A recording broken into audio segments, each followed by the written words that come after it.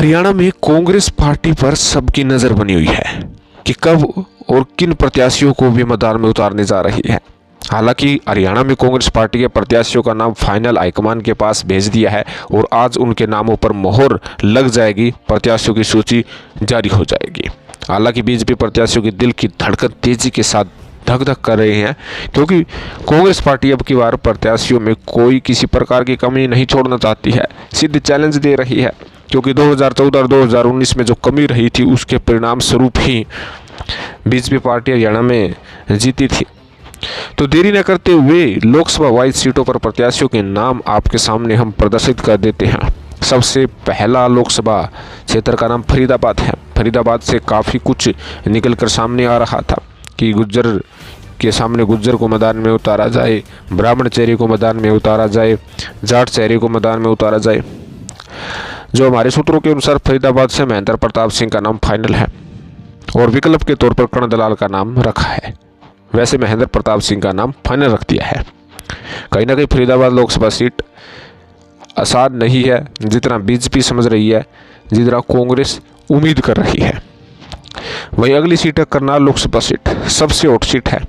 पूर्व मुख्यमंत्री मनोहर लाल खट्टर मैदान में है, तो हॉट सीट तो होनी ही थी। पूरा विपक्ष मिलकर एक प्रत्याशी को उतारने की बात कहता है और कांग्रेस पार्टी भी तैयार है। बताया जा रहा है कि एनसीपी की तरफ से प्रदेशाध्यक्ष वीरेंद्र मराठा को जो है कांग्रेस का चेहरा बनाया जाएगा। वीरेंद्र मराठा को खुला समर्थन देने के लिए बताया जा रहा है कि इनेलो भी तैयार है, बीएसपी भी तैयार है, व अन्य पार्टियां भी अपना समर्थन वीरेंद्र मराठा को दे सकती हैं। यानी कांटे का मुकाबला होगा मनोहर लाल खट्टर वर्सेस वीरेंद्र मराठा। वीरेंद्र मराठा करनाल लोकसभा सीट के सबसे दमदार नेताओं में शामिल है, हल्के नेता नहीं है, बीजेपी को भी पता है। अगली लोकसभा सीट है गुड़गांव लोकसभा सीट। गुड़गांव लोकसभा सीट पर बहुत ज़्यादा मंथन किया जा रहा है। एक तरफ जहाँ कैप्टन अजय सिंह यादव है, राव दान सिंह है, सुभाष यादव है, राज बब्बर है, महेंद्र सिंह छाबड़ा है, तमाम नेता हैं। लेकिन गुड़गांव के लिहाज से यहाँ पर बताया जा रहा है कि यदि यादव चेहरे के तौर पर यदि मैदान में होगा तो वो राव दान सिंह हो सकता है। राव दान सिंह कुछ अन्ना करनी गुड़गांव लोकसभा सीट पर कर रहे हैं। अगर उनकी जगह यदि किसी नए चेहरे को मैदान में उतारा जाता है तो वो राज बब्बर को टिकट यहाँ से दी जा सकती है। राव दान सिंह और राज बब्बर दोनों के नाम भेजे गए हैं। रोहतक लोकसभा सीट की बात करें तो यहाँ पर सभी को पता है कि दीपेंद्र हुड्डा ही प्रत्याशी होंगे। दीपेंद्र हुड्डा मजबूत अब की बार जो है अपनी वोट बैंक की तरफ सबसे ज़्यादा ध्यान दे रहे हैं, डोर टू डोर कर रहे हैं, आम लोगों से मिल रहे हैं, कोई कमी किसी प्रकार से अब की बार छोड़ने वाले नहीं है। 2019 में जो गलती की थी उन गलतियों को दूर करने में लगे हैं। बीजेपी को कड़ी टक्कर रोहतक लोकसभा सीट पर ही मिल रही है। अगली सीट है सोनीपत। सोनीपत सीट पर कुछ जो है कांग्रेस पार्टी आत्म मंथन बहुत ज़्यादा किया है, फिर भी हाईकमान के सामने दो नाम दिए हैं। जाट कोटे की तरफ से सुरेंद्र सिंह दहिया, इनका नाम लगभग फाइनल है क्योंकि मजबूत नेता है, वोट बैंक भी अच्छा है। लेकिन जब ब्राह्मण कोटा की बारी आती है कि यदि किसी भी हरियाणा की सीट पर ब्राह्मण कोटे से सीट नहीं दी जाती है तो सोनीपत से ऑप्शनल के तौर पर सतपाल ब्रह्मचारी का नाम भी भेजा गया है, ताकि जो जातीय समीकरण है उससे अच्छी प्रकार से निपटा जाए, ताकि किसी प्रकार का कोई मुद्दा जो है बीजेपी वाला पार्टी न बना ले। तो सोनीपत से सतपाल ब्रह्मचारी का नाम भी भेजा है, सुरेंद्र सिंह दहिया का भी नाम भेजा है। दोनों नेता बहुत ही अच्छे हैं और जिताऊ कैंडिडेट हैं।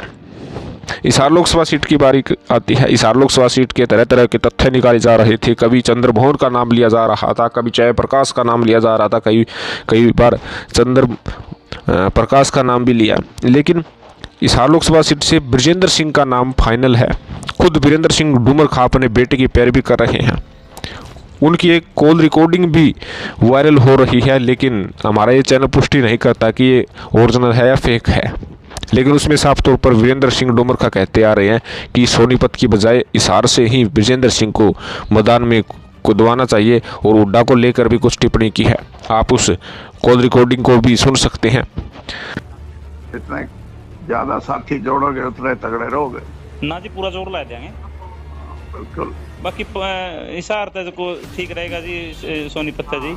हिसार अच्छा जी अच्छा। तो सोनीपत ठीक है, लेकिन ये हुड्डा जो है ना, हाँ जी ये हुड्डा यार, हाँ जी। इसके एमएलए हैं वहाँ 5 तो, और ये रोड कर्स के मतलब।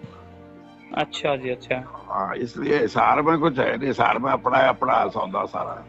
हाँ जी हाँ हिसार में जी ज्यादा तो कमा जी, हिसार तो बढ़िया रंगे जी। हाँ देखते हैं, चलो देखो पार्टी क्या कहती है। ले आओ जी नीचे अपनी तरली तो पक्की होगी जी वो तो। तरली कौन सी? या विधानसभा वाली जी, हाँ? विधानसभा वाली जी अपने ये विधानसभा। तो चिंता ना कर, ये के या थोड़ी कई करा के। अच्छा जी हाँ। ठीक है जी। अगली लोकसभा सीट है सिरसा। सिरसा और अंबाला आरक्षित सीट है।